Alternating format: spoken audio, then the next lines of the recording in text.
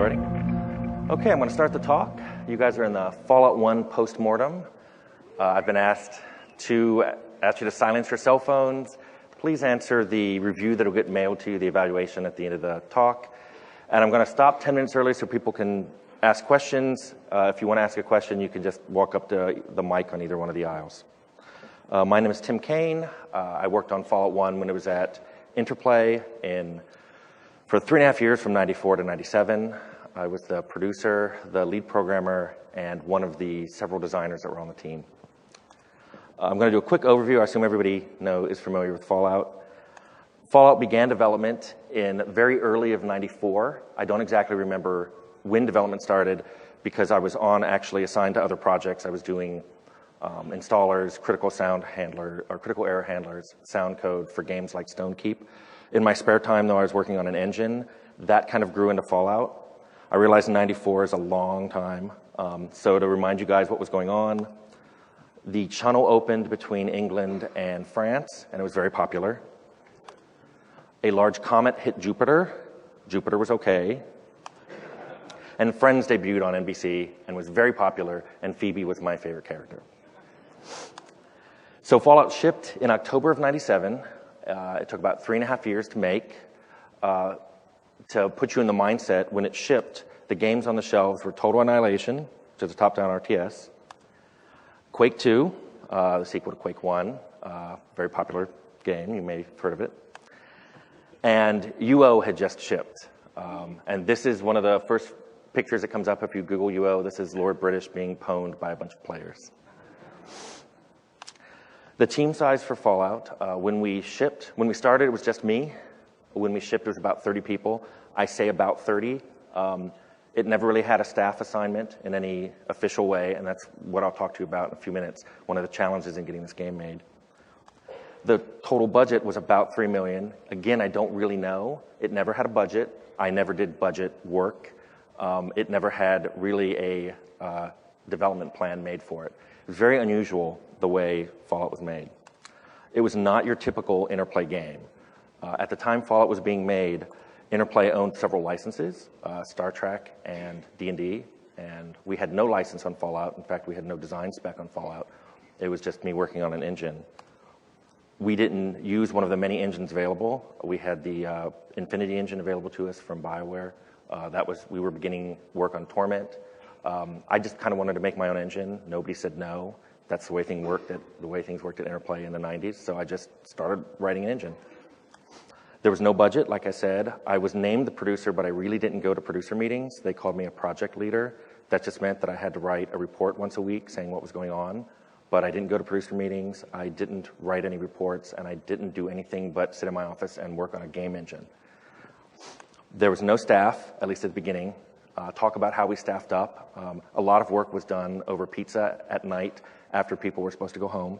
It was the only time I was allowed to talk to people because they were assigned to other projects, and other producers were getting upset if I came by and talked to their guys about anything. So what I would do is I would buy a pizza, go sit in the conference room around 6:30, and if anybody wanted to come in there and talk Fallout, they were welcome to do so. There was no plan written for this game. There was no specs written. It was really a seat-of-the-pants kind of development. So in this postmortem, I've divided it up into several sections. If there's a takeaway I want you to have, though, it's that the team I worked with was absolutely amazing. And I'll talk about them as I go through the postmortem, and I'm going to try to call out individual accomplishments that people did. I tried to remember who worked on what feature and who thought of what cool idea that made it into the game, and even a few that didn't. But it has been 18 years, so I may not remember all of them, and I know some people who worked on it are in the audience, and they're going to keep me honest. The first thing I want to do, because it's a common question I get asked, is what influences were there on the game? Why did we end up making Fallout the way we did? I'll talk about books and games and movies that we really liked. I'm going to talk about challenges. The theme of this talk was almost the game that was almost never made. It was almost canceled twice, one of which you may have heard about, one of which you almost certainly didn't. It was just a very rocky road to get this game produced. And finally, I'm going to try to, if I have time, I'll talk about the legacy, some features I see in games now that were not common at all when Fallout was made. So let me start with influences. I broke those up into computer games, paper and pencil and board games, books, and movies. We were a very media spongy group. People every day would talk about, I just saw this movie or I just read this book. And we're not even talking recent ones. I have stuff going back to the 50s that people would come in and go, I just found this book in a used bookstore. We've got to put a town in based on this book. So the computer games, XCOM, and if you haven't played this game, it's wonderful. We all loved the turn-based strategy, strategic combat in this game. The first pass of Fallout actually had very XCOM-y type combat until we got the GURPS license, which I'll also talk about as a big challenge in making this game. Crusader came out while we were making this game. It was one of the first 640, 480 games, was incredibly sharp compared to the 320, 200 games coming out. It was a big influence on us, and one of the reasons that Fallout was made 640, 480 was Crusader. Wasteland, of course, can't say this strongly enough. Fallout is very much a spiritual successor to Wasteland. Almost everybody who played the game or who worked on Fallout had played Wasteland. When we started, I had not played it.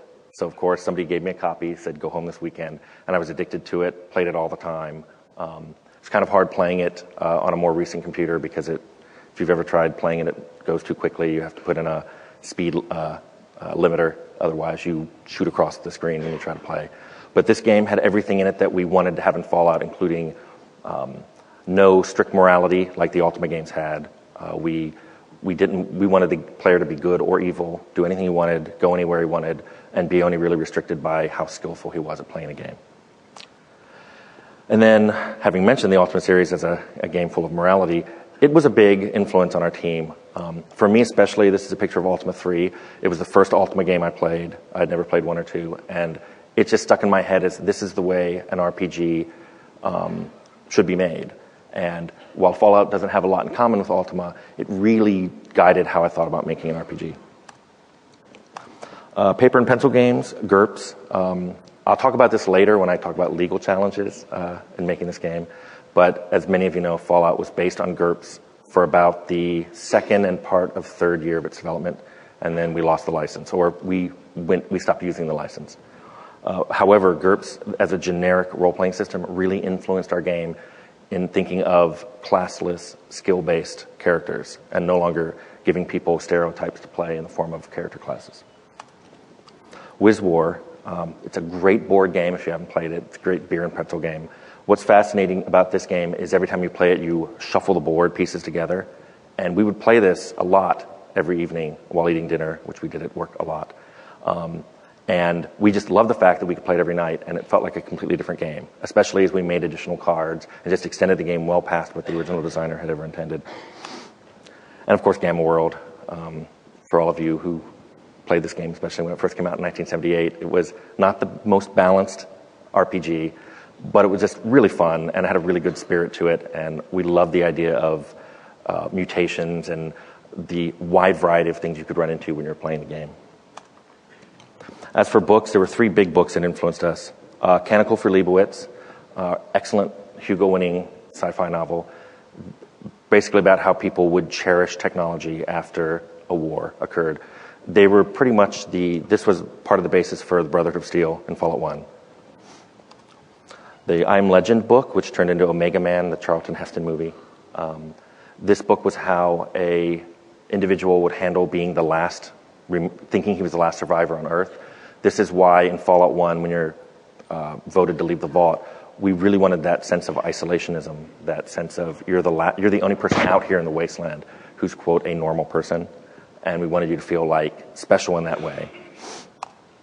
And finally, there was a book and a movie called On the Beach, which talked about how community would survive past a nuclear war, thinking that they were the only community, and they were very isolated. And then what happens when they do get approached? In this case, it was a U.S. sub beaches near this Australian town, and how those two groups interacted.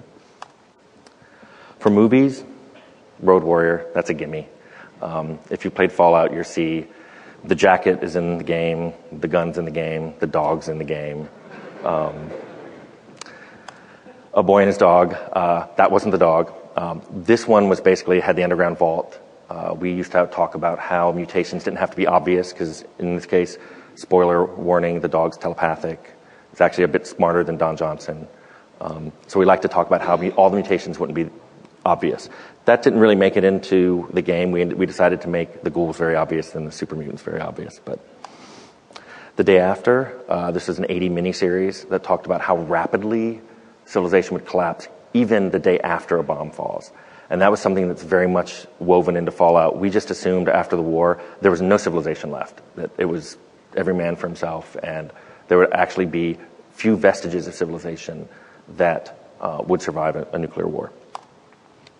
Forbidden Planet, this was especially the art director, Leonard Boraski's idea that the robots in Fallout would be based, or all the technology would be based on technology that the 50s projected into the future. So that's how Fallout got explained to people who were coming onto the team. We didn't want to see Terminator-style robots. We wanted to see Robbie the Robot-style robots. We wanted to see Forbidden Planet-style ray guns, if we did ray guns at all. And we often went back to this movie as a visual touchstone. One, though, that was far more important visually, City of Lost Children. You may recognize that ocular. It's the Power Armor ocular that's on the front cover of the Fallout box.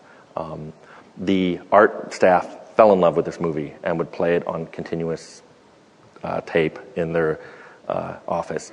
Just everything about this movie they loved. The steam-powered, tech, how everything looked like it had large knobs and big dials, and they wanted that look in Fallout.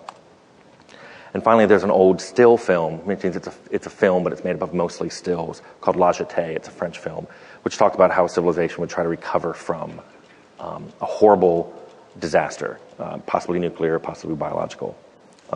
The art director especially loved the look of the technology in this movie, and he would watch it frequently. Now I want to talk about the challenges in making Fallout. There were a lot, and I tried to put them chronologically, and then I realized they really broke down into 4 big groups that are quite different.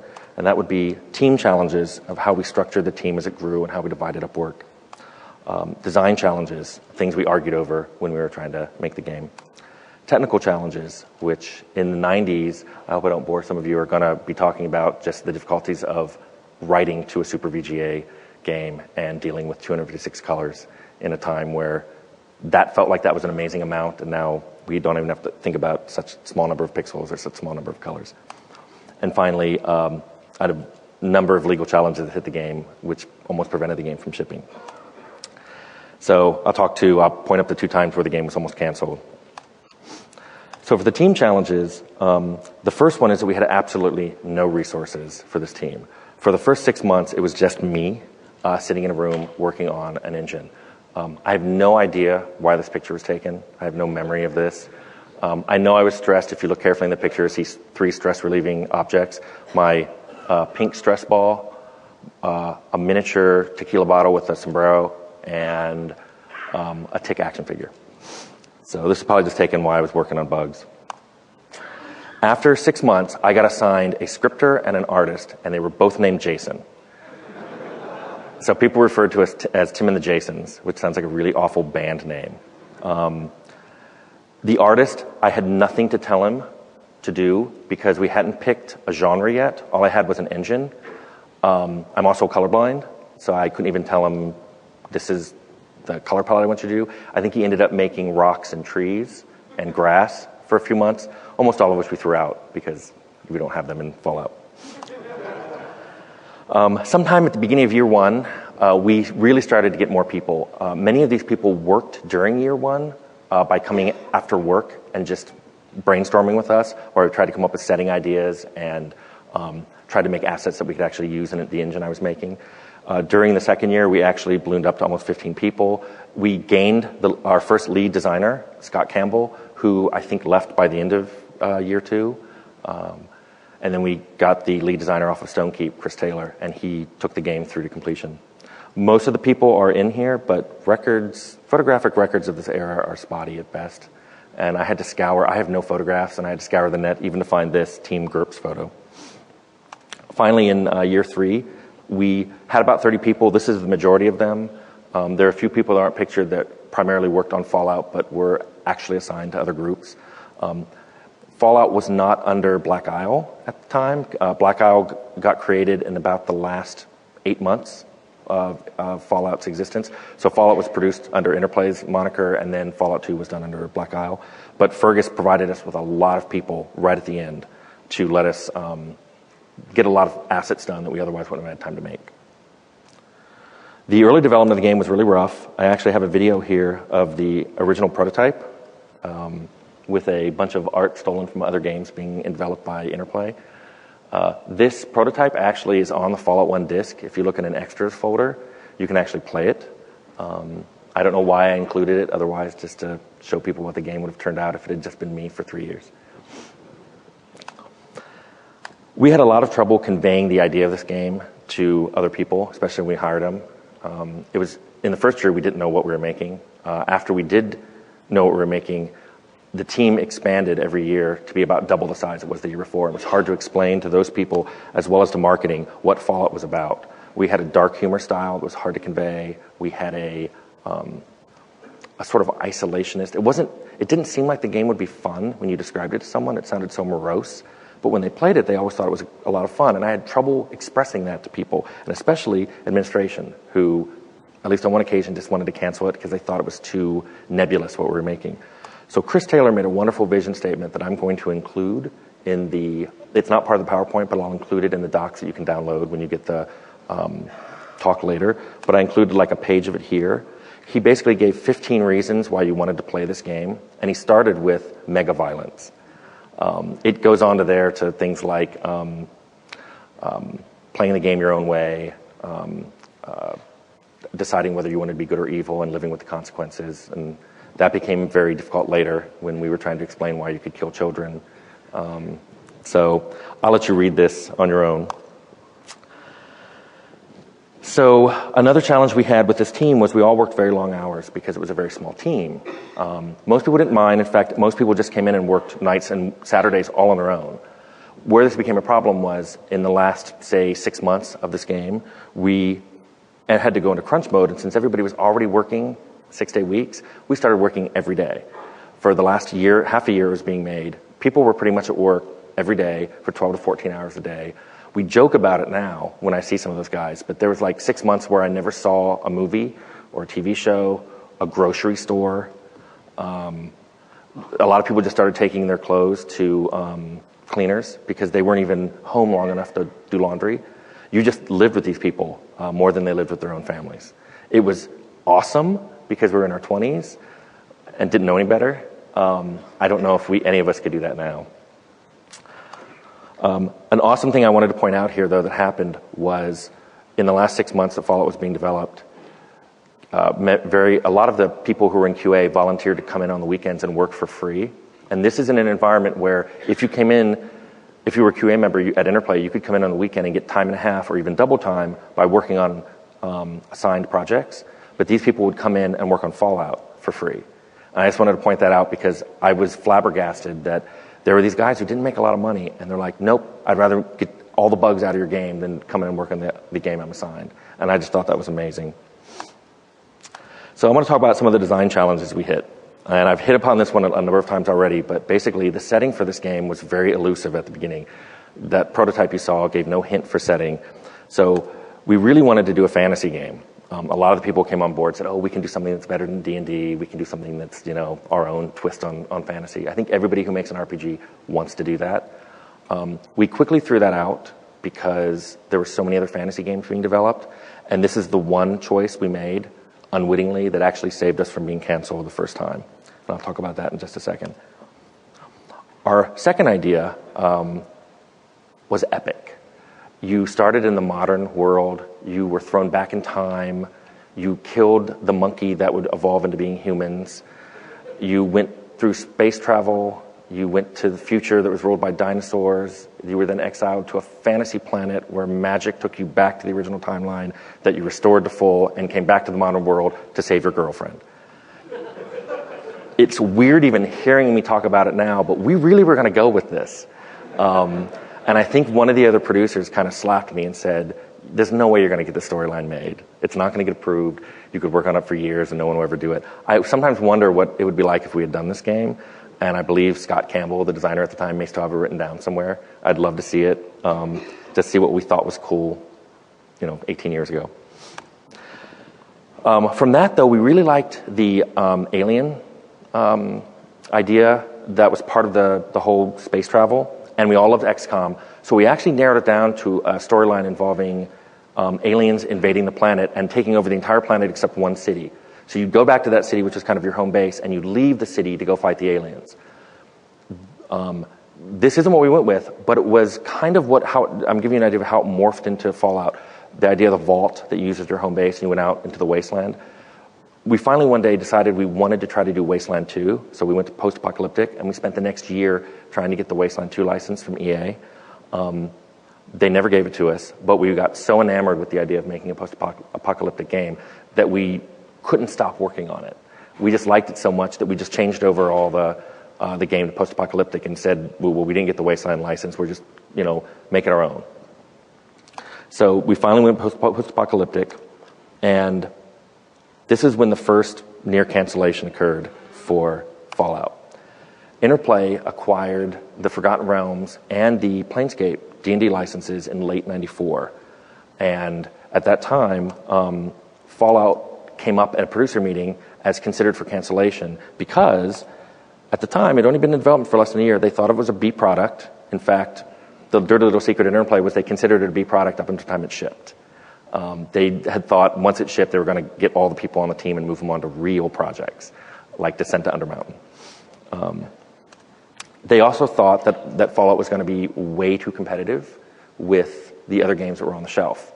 They did not want to see their D&D games up there losing dollars to this side project, effectively, that Interplay was also working on. So marketing was convincing Brian Fargo to cancel it because it was too competitive. In the end, I went into Fargo's office and I basically begged. I got down on my hands and knees and I begged him to let us make this game. It was just a few of us. I convinced him it was a tiny budget. I didn't know it would get ballooned to 30 people. And I showed him the work we had done. And I'm amazed. Brian has a lot of positive qualities. I didn't think he'd see from that prototype what we were going to end up with, but he did. And he ended up not canceling the game. The second big design challenge we had was deciding what view to do. At the time, first-person games were coming out and were considered super immersive.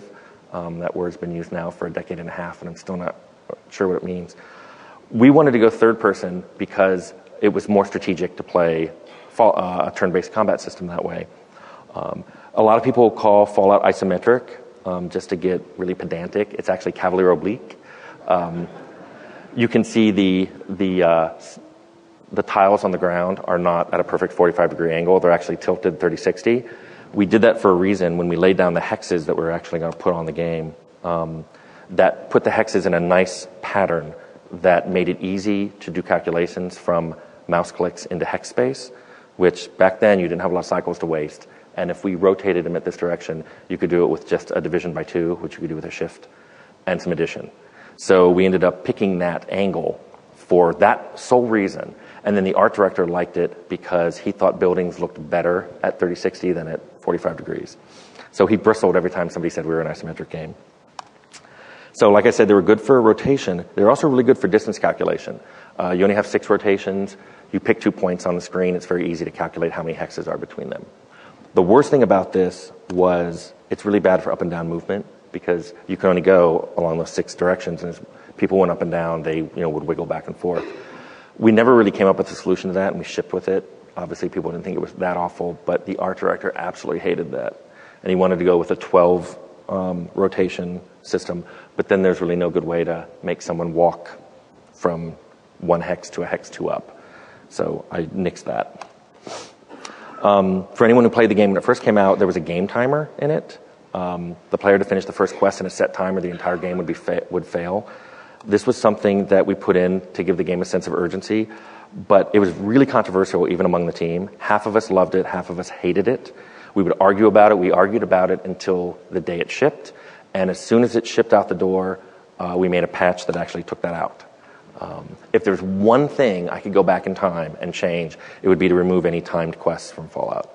I just didn't like the false sense of urgency, and I also felt like the player had this sense he had to rush through the game and miss fun things to do because of that stupid water chip timer. A big problem we had, I told you we were very much media sponges on the team. Everybody wanted to put their own cultural reference stamp into the game, whether it was a TV show they liked or a movie that they liked or even other games they were playing. They wanted to put little inside jokes in so that people playing the game would go, oh, I know what they're talking about. I was worried that not only would we lose players when we had that, but RPGs tend to sit on the shelf for years, and I was afraid we'd look dated. So I made a rule, and the rule for that was if you put in a joke or a cultural reference, if the player didn't get it, they shouldn't even know that that joke or cultural reference was being made. And this image from, this is one of the perks you get for unarmed.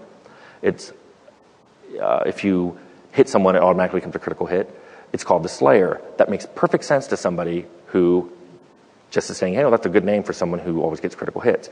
It's actually in that way because Chris Taylor was a huge fan of Buffy the Vampire Slayer and wanted at least one perk in there with the name Slayer. Another example that probably nobody would know about because it's so deeply embedded was Gizmo, which was one of the main characters who had voiceover and a nice 3D generated head. He was one of the people who could fight for control of a place called Junktown. Well, Gizmo is a good name for somebody running a place called Junktown. A lot of people think it's a reference to the movie Gremlins. It's actually an inside joke. It was the name of the skunk I owned when I was 12 years old. So now you know. There's a ton of references like that in Fallout, but just being able to pull them out, I probably don't even know most of the ones that my own team put in because, like I said, they buried them so deeply that unless you knew what the inside reference was, you'd never know it was even being made. Naming Fallout was very difficult. It was not named Fallout at the beginning. It was actually named Vault 13. In fact, the batch file for building the game always generated vault13.exe, and even after we renamed it, there was just the last line of the batch file just said copy fallout.13.exe to fallout.exe. We really liked this name. We thought it was science fiction-y and kind of mysterious, but marketing didn't like it because it didn't give any sense of what the game was about. They suggested things like Aftermath and Survivor and the wonderfully generic post-nuclear adventure, which we actually put at the bottom for a while. What really happened was Brian Fargo took the game home. He's the president of Interplay. He took it home and played it over the weekend and came back and put the CD on my desk and said, you should call it Fallout. And it was just a brilliant name. It was one word. We didn't think it would be abbreviated. It captured kind of the essence of the game. And he was really good at naming games, by the way. So we actually switched the name Fallout just in probably like 4 or 5 months before the game shipped. We did most of the box covers and stuff. I'll talk about that. We wanted to name the system as well because at the time people were not only naming their games, but naming the system used in the game. And when we lost GURPS, everybody felt like we needed to have a name for the system. And since the system we eventually developed had these 7 stats, agility, charisma, endurance, luck, intelligence, perception, and strength. So I said, well, just put them in that order and it spells ACELIPS. That'll be the name of our system. That lasted a day until Jason Swin, one of the other designers, came in and said, you know, you can rearrange those letters to make the word special, and everybody likes that a little better. So I've never forgiven him for that. Diablo. Fun game. I loved it. Thorn in my side because it came out in '96. And it was real-time, multiplayer, isometric RPG. I had to go to lots of meetings with marketing and the administration. They wanted Fallout to be multiplayer and real-time. Now, we've been making it for 2.5 years. That was not going to happen.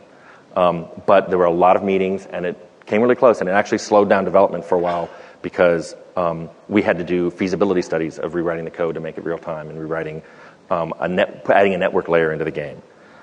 Finally, I persevered, and even though there were severe doubts in the marketing projections for the success of the game, they let us stay with single player and turn-based.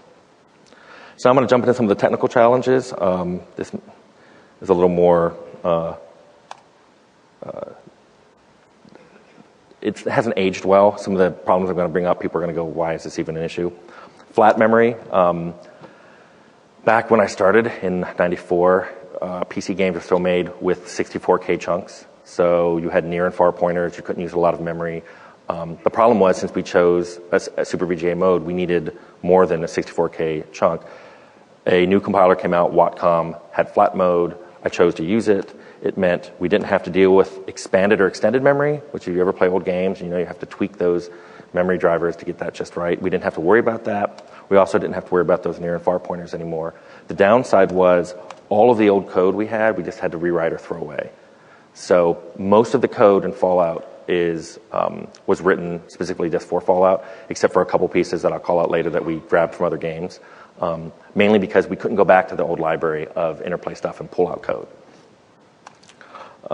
We picked Super VGA, which at the time was amazing, 640, 480, 256 colors. I mean, who could ever want more? My artist wanted more. They actually made all of the sprites using Alias, and they made it at high resolution, and they made it with 16-bit color. That meant we had to take those, all the animations they did, all the 3D models, reduce them down to sprite files in 6 rotations, and cut out the colors, reduce the colors from 16 to 256. But then they wanted color cycling, so we had to take like 16, 20 colors out of that so we could reserve for color cycling, so we actually were down to like 230 colors. And then there was another problem we ran into with Super VGA, which is every video card that was manufactured had a different way of doing 640, 480, 256 color. Not just the video card, you had to know what chipset was on the video card. So if somebody said, I have a Trident card, you had a Trident 9600, you had to know, did you have a Trident 9600 chipset A, chipset B, or chipset C? And they all bank switched Super VGA in a different fashion. And you had to write the bank switch separately. And detecting the cards were very difficult. Sometimes you just had to ask the person when they started up the game, what card do you have in your machine? And people didn't know that. Luckily, in late 94, VESA came out, standardized Super VGA. We rewrote all of our code to that standard. Pretty much is the reason probably the game runs today. It's because we go through these standardized interrupts. I doubt if you could play the game if you had to pick an old video card off of a list of 20 and hope that it matched whatever the modern specs were. We chose sprites, obviously. Oh, sorry. We originally thought about doing it polygonally, but the tests we did couldn't give us the level of detail we wanted. But having this many sprites led to an incredibly large footprint, and there was difficulty caching them in. To this day, that's why Fallout sometimes chugs, just because it has to load in a sprite before it can display it. Polygons were just starting to become popular, and believe it or not, we actually argued whether the industry was going to go polygonal or not. People thought, no, sprites are just the way they're always going to do it. Polygons are a fad. Obviously, that was wrong. The talking heads, when you're playing the game and you see those heads that pop up and they're wonderfully detailed and they have voiceover. This was Leonard Borowski's idea, but they were pretty much implemented by another artist named Scott Rodenheiser. Scott would actually form a clay head, heat it in a kiln, and then he would sit there with a 3D scanner, a point scanner, and hit point by point by point by point by point on this head for hours, days at an end, until we had a 3D model which looked like the one in the upper left there. Then we would add the polygons, add the color, and light it. That entire process on here, just to go from the clay model to the one on the bottom right, took about 8 weeks. And then it was another 2 or 3 months to get all the phoneme matching done for all the voiceover that was done. It was probably 4 man-months per head, which is why we only had, I think, a dozen. There was no way we could put more in. We wanted, the original design, I think we wanted 40 or 50 of them. But after we did a couple, we realized that was not going to happen. Followers were not in the original spec for the game, and we had no time to code it when the idea came up that, hey, why don't we have these guys follow you around and help you out, especially in tough areas. So the scripters on the team decided they could do it all in scripting. We put in a few, I think Dogmeat was the first one, and then we added Ian. We sent it to QA, and QA loved it. It tested really well. It was one of the best features we ever had, because people imagined that it was like this. This is what it was like when they were fighting through the wasteland with their follower. When in actuality, it was more like that. And if you ever had Ian in your group and you let him have the Uzi, he would shoot it in burst mode, and he didn't care where you were standing or where the other followers were standing. And we never fixed that because it wasn't done in code. And there was just no way to expose the appropriate AI to script. We literally didn't have the time to do it. So that's why the AI is what it is. And I'm kind of embarrassed about that. This is one of my funnest technical challenges we had. One day, I forget who it was at Interplay, somebody came and said, hey, we want to put the Windows 95 logo on the bottom of the box so people know it's Windows 95 compatible. And I said, sure, that's not a problem, because we tested it on every platform that was out, and Windows 95, WinNT, There was some other Windows we tested it on, and it all worked fine. Well, we failed cert because it worked on Windows NT. I want to repeat that. We failed certification for 95 because it worked on Windows NT. Now, what the certification said was it should fail gracefully on Windows NT. And I remember calling Microsoft and saying, it fails so gracefully that it doesn't fail at all. And they're like, nope, you can't do that. So Chris Jones, the other lead programmer, he just recoded the installer to fail. It would detect that you were on NT and just stop.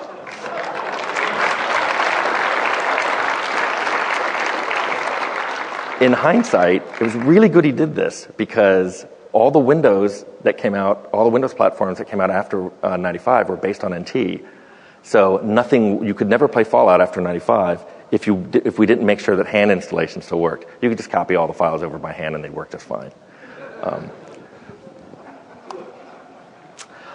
We wanted a Mac version. We started with a DOS version, then we had a Windows 95 version. We wanted a Mac version, and it turned out I had put all the OS-specific calls in one set of functions that I bound up into a library, which meant Fallout really isn't written to run on DOS or Windows 95. It calls a library called GNOW, which stands for GNOW's Not Windows. And everything would go through that. The Mac was literally developed in a weekend. One of the Mac programmers went home, rewrote the GNOW library for Mac, and we brought it back, and we had Macintosh running he took it home Friday, we had Mac running on Monday. So I hired, he was too busy to come over on the team, so I hired one Mac developer, and he's responsible for everything that went in to the Mac side. He did the installer, he made sure that the features worked, the assets worked. He also did something that you probably have never heard about, and I insisted upon because I'm stupid. I wanted the save games to be interchangeable among all three platforms, DOS, Windows 95, and Mac, meaning you could be sitting at Windows 95, save your game out to a floppy, pull that floppy out, walk into a Mac machine, put that floppy in, and load it onto Fallout Mac there, and it would run. Which meant he had to do all the big Indian, little Indian swapping on the save game. I don't know why I wanted this. Nobody ever used it. It was in the manual. Nobody's ever come up to me and said, I'm so happy you put in interchangeable save games. And it made Tim Hume's life just hell. And I've apologized to him for that. Let me jump quickly to the legal challenges. I'll talk about one that you've probably all heard of. Fallout was originally based on the GURPS license. We got it during our second year. I was the one who really wanted it. I played GURPS all the time. I loved that system. I thought it would be great to have a GURPS RPG finally on the market. However, probably I was at the end of the second year, maybe the beginning of the third, there was problems with them not liking the level of violence in the game. We were very violent. They didn't like the art style. Those skill deck cards with the cartoons on it, they hated those. And it actually it was literally too late to change any of these things. We thought we were going to be done in 6 to 8 months. It actually was going to be a little more than a year, but we just couldn't possibly change it. So at this point, I figured we were going to be canceled. The discussions with Steve Jackson Games went above my pay grade. So it went into closed door meetings over in the administration building. And the word coming out was that we were canceled. And we were going to be moved to Torment or Descent Down the Mountain or the other D&D games being made. But what happened was, GURPS was torn out. I was asked to rewrite the GURPS combat system. Chris Taylor was given about a week to redesign it, and I was given a week past that to code it. And if we could do that, then we would not be canceled. So I'm not exactly sure how we did it. My memory of that period is very vague. I know we drank a lot of soda. We were there all the time. I know we smelled bad too, but we did it. In 2 weeks, we redid all the combat system skill system. And Chris did the entire Fallout game that you're playing, with the exception of perks, were done in 2 weeks. Music, really briefly, the ink spots, which you're hearing at the beginning. We wanted that in the game because it was a nice 1940s, 50s sounding group. It was also my grandfather's favorite group and the first concert my mother attended when she was 6 years old. We went to EMI and we wanted, excuse me, Baby, I Don't Want to Set the World on Fire. They wanted a ton of money for it, and they would negotiate very slowly. All I remember is several months went by before we finally heard back that we weren't going to get it. So we ended up just picking a new one. not quite at random, but really quickly off their back catalog. It's called Maybe. And it turns out that when you actually play the starting and ending moves of Fallout, actually seems to fit the tone a lot better. If you listen to the words, it's about somebody wondering if the other person's going to miss them when they're not around anymore, which is perfect for Fallout. We had trouble with ratings. I don't know why this was. We were submitted for T. We never said we were T. Our few specs we had were called out our mega levels of ultra-violence and blood and drugs and violence and prostitutes. They saw that, of course, and said you can't have T, and boom, we got an M rating. We didn't mind that. I think marketing was worried it would reduce the people who would be able to buy it. This led to the child killing controversy. We allowed it. We just said, look, we're going to have kids in the game. If you shoot them, it's a huge penalty to karma. You're really disliked. There are places that won't sell to you. There are people who shoot you on sight. And we thought people can decide what they want to do. There was a small problem with that, in that if you ever did a burst mode with a gun, you sometimes shot children inadvertently. This, of course, contributed to our M rating. However, Europe said no. They wouldn't even sell the game if there were children in the game. We didn't have time to read all the quests. What we just did is we just deleted kids off the disc. So things are there that reference children, but you never see any children. If I have time, I'm going to try to really briefly go over what I think are some of the legacy of Fallout, some of the things that I see in other games that we shipped in '97. It was really seen at Interplay as a big risk that paid off. This is what was said to me constantly by people, even though I don't really think it cost that much. I'm not sure what the risk was that they took, but that's the phrase I always heard. But when I played games over the next few years, I started seeing a lot of things that Fallout had in them. So I thought I wanted to look at it. We always said we wanted an open world. We called it that before the word sandbox came out. I think if Fallout was made today, people would say, what's a sandbox game? We just said, we don't care where people can go. They can go anywhere they want. If they go into some area that's too strong for them, they'll get killed. And then they'll learn not to go in there yet. And they'll look forward to the challenge of being able to go back. We wanted a nonlinear story so the player could choose wherever he could go and the story would still unfold. And so the onus was on us for making sure that stories could unfold that way. And what we did was we said every quest in the game and all the story arcs that occurred in the game had to have multiple solutions. And the mantra we always said was there should be a way to fight your way through it, there should be a way to talk your way through it, and there should be a way to sneak your way through it. And sneaking wasn't just stealth. It could be sneaking up behind or walking up behind a guard, pickpocketing the key, and then using that to get in through an unguarded area in the back. And we always made sure that at least 2 of these were available in all the quests, and usually all 3 on the main quests. Because of that, we came up with the idea of multiple endings. So the game would actually track whenever you did something in the game, we'd store off that you had done that thing. And the quests and short story arcs in the game would have different endings based on that. And then when the game ended itself, that's when we came up with the idea of, hey, we're going to show you slides and say, because you acted this way, here's what's happening to these people that you have been playing this game with for 40 hours. Here's what happened to the people of Junktown or Shady Sands or the Hub. And some of them were pretty horrific. They were like, these people all died because you took their only source of water from them. And we heard later that people would get these slides and then they'd replay the whole game because they didn't want to see that slide. They couldn't live with the idea that they'd killed off an entire population. I like that. We didn't like morality. Like I said, I loved Ultima games, but I felt like they imposed too much of a you will be a good person. And I'm like, I don't mind if people want to play badly. I just want them to live with the consequences of whatever they do. This was a big thing in the game. It came right out of the Wasteland quest where you're trying to help the little boy at the very beginning, the little orphan who's lost his dog. But when you find the dog is rabid and you have to kill the dog. I love that quest because it made the player feel bad and made him wonder, did he do a good thing or did he do a bad thing? I love that kind of stuff in games. The perk system, like I told you, Chris Taylor made their entire game except for perks in 2 weeks. Brian Fargo took the game home, played it for a weekend, came back and said, I love it, except when I go up a level, skill points aren't enough for me to do. So Chris said, hey, I have an idea of what we could do. We'll make a perk mesh of cool things you can add to your character based on prerequisites of what's already in your character. It was really easy to code. It was very successful. QA loved that they could make characters that were different than the guy sitting right next to them in QA, and they could play the game very differently because of it. And I think Chris thought of it in a day, and I implemented it the next day. So we literally had perks in 2 days after Fargo said, there's not enough in here. And he was playing it again the next weekend, and he said, great, this is exactly what I want in a game. I missed that rapidity of iteration in game development.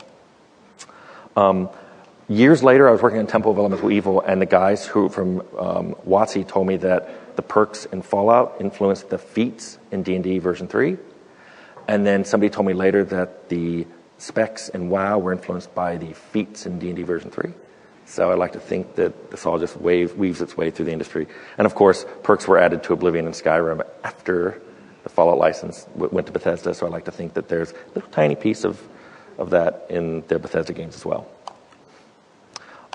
Called shots.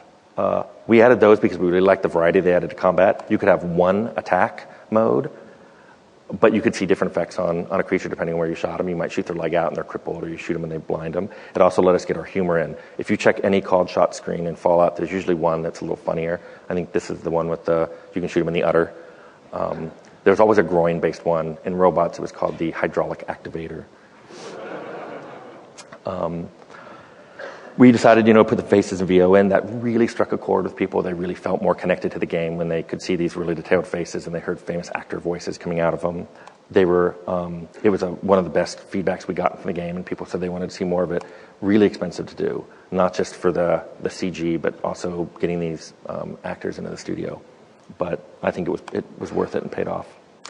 Ambient music, I'm a huge fan of it. I didn't want standard game music in Fallout. I kind of wanted something, and I think I wrote this next one wrong. I didn't want something you listened to. I wanted something you heard.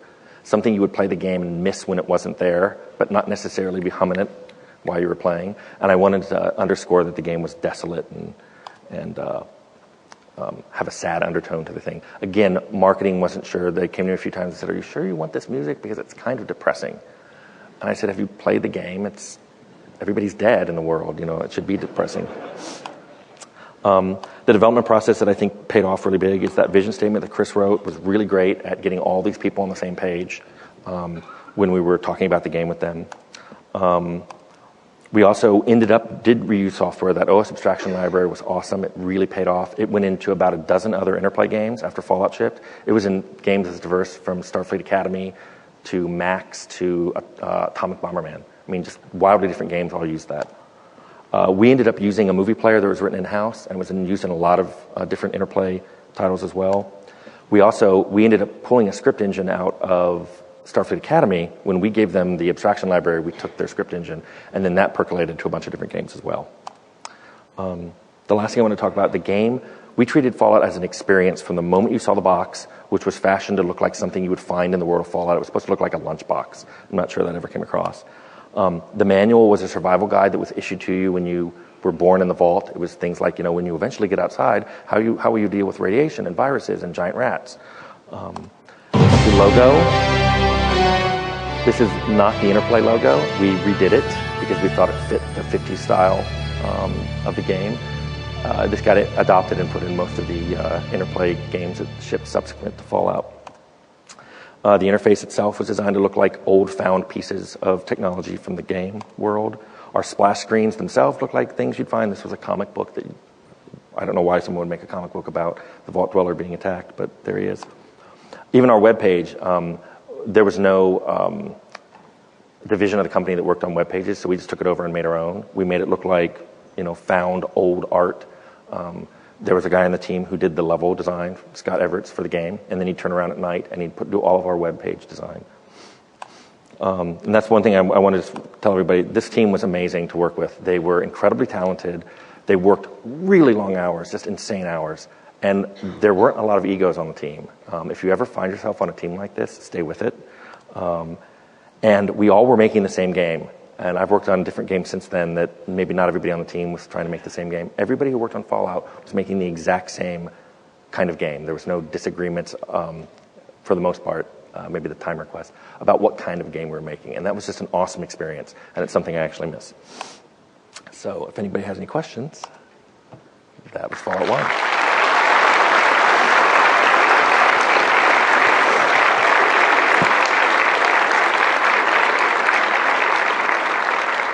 Start with you.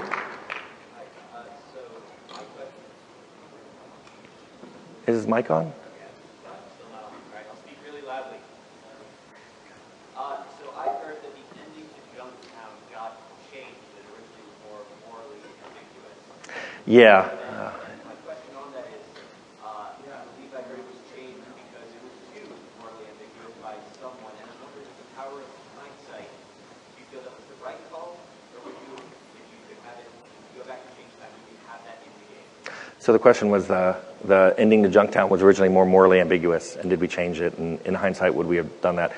It was changed. And the original ending was Junktown thrived under the mob boss Gizmo, and did poorly under the sheriff Killian. And QA kind of liked it. I kind of liked that too. We were worried we led people down the wrong path though, and that, hey, I'm fighting really hard to make this, to do the right thing, and then I'm punished when the game ends. So I'm not sure I'd change that, but I would probably put in more indications that if I were to change it, I'd put in more indications that helping this seemingly bad guy would be a good thing. It was too random. I think that's why it got changed. So, Thank you. Sure. Okay. Okay.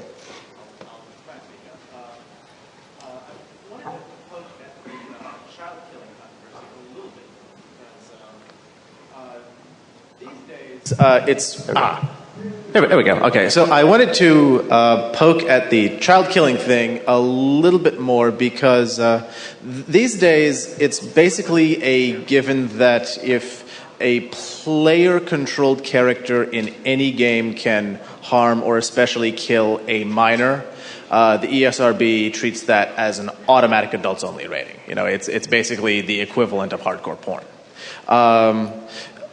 Did you guys get a lot of static and threats from the ESRB of the era of that scale, or do you think Fallout kind of pushed for that, or basically, I'm wondering how much sort of drama there was behind that choice. It didn't cause much drama for the U.S. rating.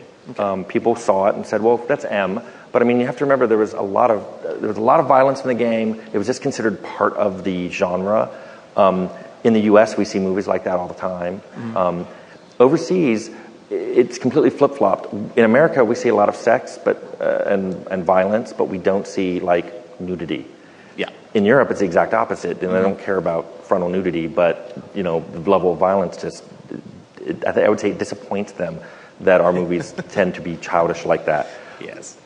I think it fit Fallout. I thought it would be okay to have it in Europe. Unfortunately, I don't remember the name of it, but there had been a shooting or something happened in Europe right before Fallout was rated.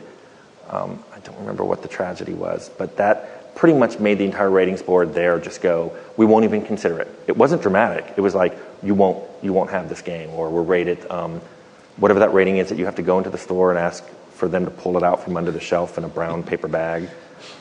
We didn't want that, so we just took the kids out. Okay. Yeah, I'd like to ask about the team's approach to player choice, and just was there any systematic design to it, or just kind of ad hoc? The closest we got to a system was for every main story quest. If you had to go through that quest to get to the end of the game, we would play through it, and I played the game from start to finish 5 times, and then a ton of not quite playthroughs besides that. And everybody on the team did that. And if they ever found a main story quest that they couldn't finish because they made a character that was so extreme that they couldn't fight, talk, or sneak their way past, we would go and take one of those 3 methods and make it much easier. I mean, sometimes it was as easy as, the person who had the key, who was standing by the front gate, and there was a locked door in the back of the building, had a perception of 1. I mean, he would never, ever see you steal, no matter how bad your pickpocketing was. On the side quests, however, I usually let people relax it. If there's only 1 or 2 ways through, and if they were kind of difficult, that was okay, because side quests didn't have to be done. And that was as close as we got. But like I said, we worked together so closely that we all had almost the same mindset of how to put together a quest, that there were never really a lot of arguments over that. That just kind of flowed out. So. Hi, did you have a working name for, I guess, what later became the Vault Boy, became embraced by the public as the mascot for Fallout? Did you get that character, was that created just sort of on a whim at like the last minute, or was there a lot of iteration during the development of that? And did you realize at the time that was going to kind of personify your game and later become like a mascot, a symbol of it? Are you talking about the one on the perk? Yeah, the little cartoon guy with the 13 who's always Because doing all these people cool sometimes call the Pit Boy Fallout Boy, and I'm like, no, that's not him. That's the guy with the yellow and red cape on the Pit Boy. When I first saw the drawings that the lead artist had done, I was a little surprised because they reminded me of Monopoly cards. But they really did fit the game really well. They had a great sense of humor, especially when you read, like, here was a card saying, you can viciously kill someone with a backstab. And then there's this funny cartoon of someone slicing someone in two from behind. And it had that Fallout cheekiness of, look, everything's going to be okay. The things we had in the vault literature of, yeah, the world's been destroyed, but we're okay. And here's how you cook rats to make delicious meals. It just had that vibe of, we're not taking this very seriously, and you should be happy. So I think it kind of spread. The team itself had absolutely no problem with it. We were a little surprised when Steve Jackson Games didn't think it fit the game, because I thought it was wonderful. We didn't know how much it would take off, though. So you just mentioned Fallout cheekiness, and I think that dark humor, which you also touched on, is one of the things that I and a lot of other people love about the game. Can you talk a little bit about the writing process of sort of creating those jokes, and also the process of communicating that sort of ineffable sense of humor to a team of people, some of whom understand it better than others? Well, I think the original designer on the game, Scott Campbell, he kind of laid out all the different areas in the game. And so later on, when people went through and wrote up the dialogues, and a lot of the dialogues, by the way, weren't written by designers. Some of them were, but we had such a big, diverse group that when the artists would finish doing their art, and it would take a long time for it to get processed, they'd sit there and they'd write dialogues. And remember, they were watching all these dark movies, and everybody was on the same page. So when somebody would write something, often I'd hear people laughing next door, and I'd go over it, and they were just looking at dialogue scripts, and laughing. There was some editing that went through it. The reason I can't speak more about it is I'm really bad at writing dialogue. That's what I learned, so I don't do it anymore. So I'm not exactly sure what the process was, but because everybody was so close, I don't think that they had a formal process. They just shared a lot with each other, and people were willing to change things. If they wrote up a dialogue and people didn't get it or didn't like it, they'd just rewrite it. Hi. I don't have actually a real question. I just want to tell you thank you. And probably my best memory of video game is in Fallout 2, when I get back in time, touch a computer, and I think I just broke the water chip. It's an awesome moment. So thanks a lot. You're welcome. One more? We only have time for one more question. So, my question was, in Fallout 2, the quests were a little more robust. They were a little harder to break. And I wondered whether that was simply production changes, better testing, or whether that was a difference in tool chain. Well, I'd actually left Interplay before Fallout 2 went out, but I do know that it's pretty much was the same engine. Actually, the car was working, I think, before I left.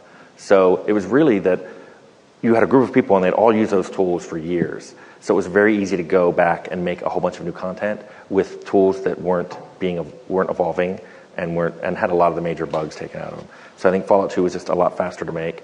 And also there was some new influx of people who had really cool ideas for things that could be done with the engine that we didn't see maybe necessarily because we were so close to it.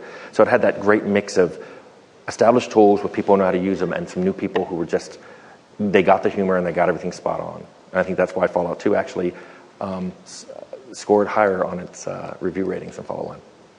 So, thank you.